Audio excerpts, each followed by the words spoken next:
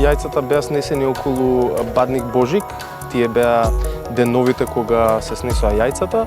И може би она што за нас двајцата е навистина карактеристично, а тоа е дека имавме два комплетно различни пара и за зон негователи, веројатно тоа е еден кошмар, заради тоа што едните треба да ги наблюдуваш и само да си наблюдувач на нивното природно однесување и инстинкти, а кој овој вториот пар треба да кршиш нерви, да кинеш нерви и да постојано наблюдуваш кога е вистинскиот момент да скокнеш и да бидеш сурогат пингвин, што не сум баш сигурен колку тоа е лесно да го изведеме, но фактот дека ги израснавме, веројатно сме добри сурогат пингвин родители.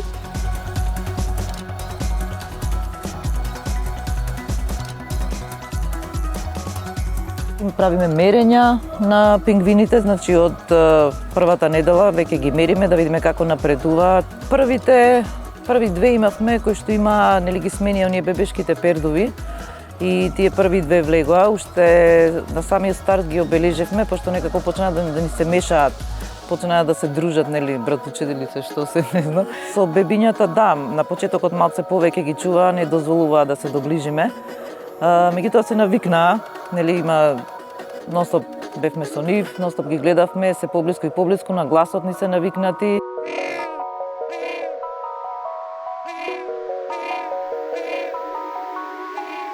Чија веројатно и гвакамоле имаат една скриена порака која нас како зоонегователи во едукативниот дел со публиката многу ќе ни помогне да луѓето ги потсетиме дека Јужна Америка или местото каде живеат многу често се искористува за производство на храна во Европа и веројатно таа еколошка порака што ќе успееме да ја протлеме, а тоа е дека многу често екзотичните овошја, банани, авокадо или можеби чија семе, секогаш се увезува, а не е локално произведено, многу влијае токму на животот на животните во природа.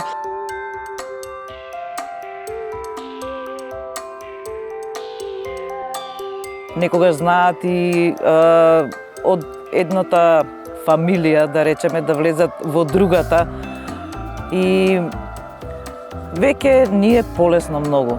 Значи имавме еден тежок период во кој што едниот пар на родители, мислам дека во го нарече тоа, се уморија од родителство и буквално една недела скоро и да не ги гледаа бебињата. Тогаш ускокнавме ја и Војо. Веројатно тоа е онаа цел што секој зоонеговател треба да ја постигне, тоа е да асистираш кога е неопходно, кога е нужно, но да ги оставиш колку што можеш поприродни инстинкти да развиваат животните.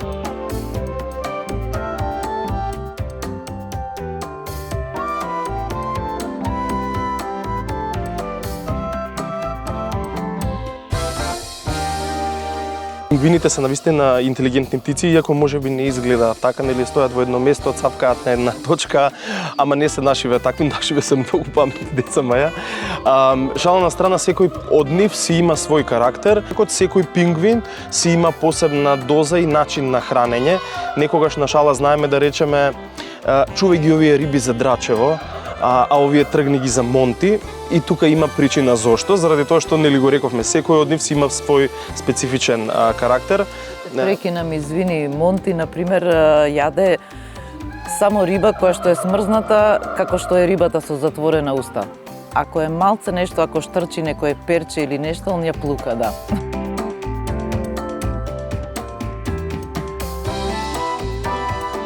Имам и едно мало ладно сопче со клима, каде можат, кога сакаат in and out, да си влезат и да се оладат и да излезат. И фала Богу имаме и голем, огромен базен, кој што се филтрира и лади до некаде водата под земја еден спрат и потоа повторно се враќа на.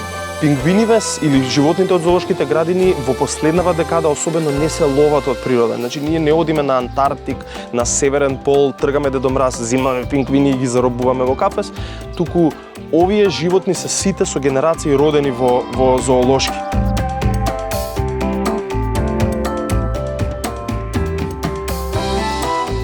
17 различни видови на пингвини, колку што ги има, сите живеат на јужната хемисфера, некои, само неколку живеат доле на јужниот пол, оние што сме ги навикнале на мраз да ги гледаме.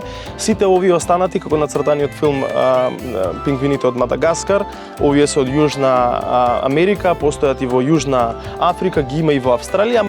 Еве, 4 бебиња имаме, гнездата премачкани, нели, со тајниот рецепт на Војо. Се надевам вака ќе продолжиме, пак имаме тука едно јато на пингвини, да.